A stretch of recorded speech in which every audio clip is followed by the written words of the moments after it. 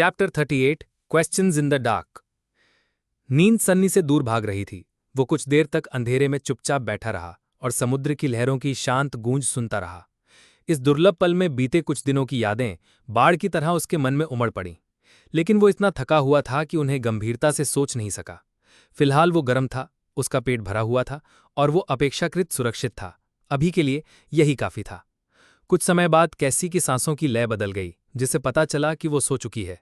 नेफिस हमेशा की तरह शांत और थोड़ी दूर पहरे पर थी।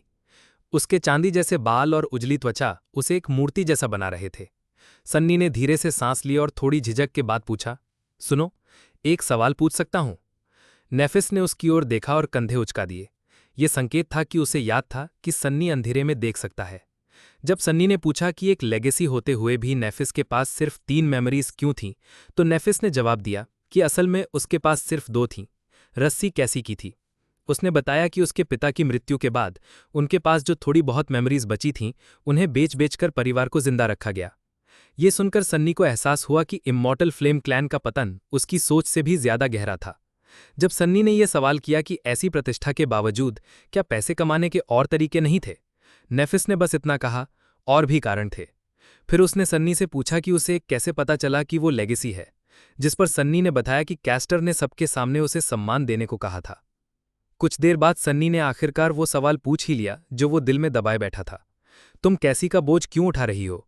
इस पर नेफिस ने सिर्फ इतना कहा, क्यों, क्या तुम नहीं करते? और जब सन्नी ने फ्लॉ के कारण सच बोला कि नहीं, तो नेफिस ने उसे जज नहीं किया, बल्कि बस मुस्कुराकर कहा, क्योंकि मैं ऐसा करना चाहती हूं। ये जवाब सन्नी के लिए चौंकाने वाला था। वो सोच रहा था कि नेफिस कोई व्यावहारिक कारण बताएगी, लेकिन उसने बस अपनी इच्छा की बात की।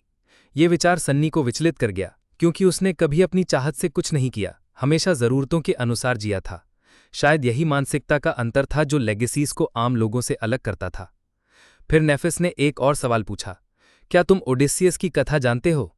जब सन्नी ने मना किया तो नेफिस ने उसे एक प्राचीन योद्धा की कहानी सुनाई, जो बहुत चतुर था और जिसने एक लंबा युद्ध अपनी चालाकी से खत्म किया।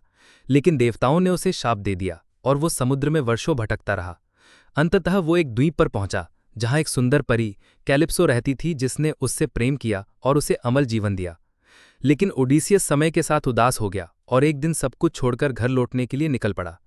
जब नेफिस ने सन्नी से पूछा कि उसने ऐसा क्यों किया, तो सन्नी ने जवाब दिया, शायद इसलिए क्योंकि वो अपने घर से दूर था। नेफिस मुस्कुराई, घर से दूर, ठीक है, और फिर सब शांत हो गया। कुछ देर बाद सन्नी ने नींद में जाने से पहले पूछा, तो फिर वो घर पहुंचा?